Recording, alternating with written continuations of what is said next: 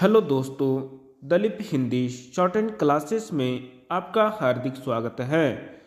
आज की डिक्टेशन रामधारी गुप्ता आशुलिपि उच्च गति अभ्यास खंड 1 से लिया गया है। इस डिक्टेशन की गति 100 शब्द प्रति मिनट की गति से होगी। डिक्टेशन स्टार्ट करते हैं 5 सेकंड बाद। महोदय, देश में जो उद्योग धंधा चल रहा है या देश की उन्नति करने का, देश में समृद्धि लाने का जो वैज्ञानिक या प्रौद्योगिकीय आविष्कार हो रहा है, उसमें भी उसका उपयोग पूरा हो।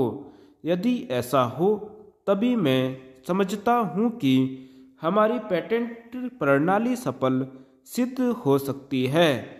यह प्रश्न उठ सकता है कि किस सीमा तक व्यक्ति के अधिकार की रक्षा की जाए और किस सीमा तक उसके अधिकार का हनन किया जाए, ताकि समाज का अधिक से अधिक लाभ हो, समाज उसका अधिक से अधिक उपयोग कर सके।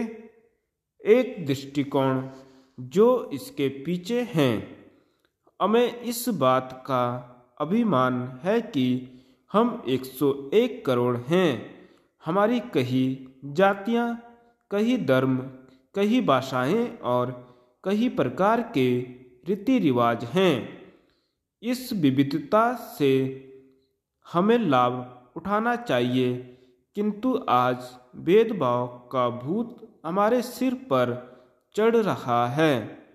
भारत की स्वतंत्रता मिली है, इसका अर्थ यह होना चाहिए कि गरीबों की सेवा के लिए आज तक हमें जो सुविधाएं उपलब्ध नहीं थी वे मिली हैं।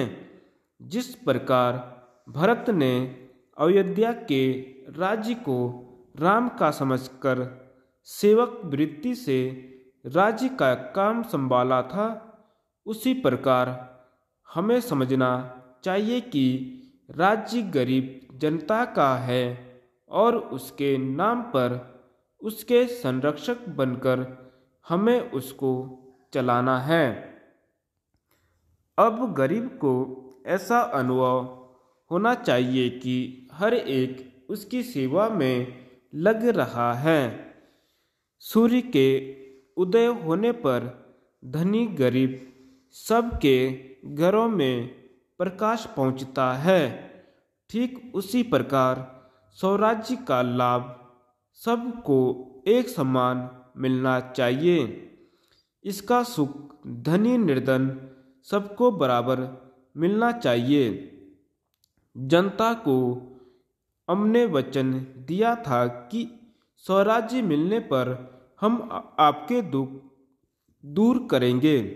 अब वह समय आ गया है जब कि हमें अपने उस दिए हुए वचन को सार्थक करना है। इतने बड़े देश में विचार वेद होना स्वाभाविक है। देखना यह है कि हम लोगों के विचारों में कुछ समाज अंश भी हैं या नहीं।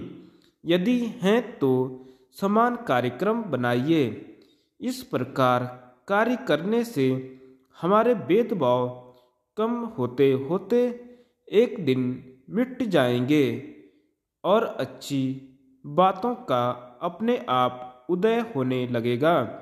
अगर उसी प्रकार वेद स्थापित करने का प्रयत्न किया गया तो लोग सत्ता के पीछे पड़ जाएंगे और स्वराज्य प्राप्त होने का आनंद हम लोगों को नहीं मिल सकेगा। धन्यवाद।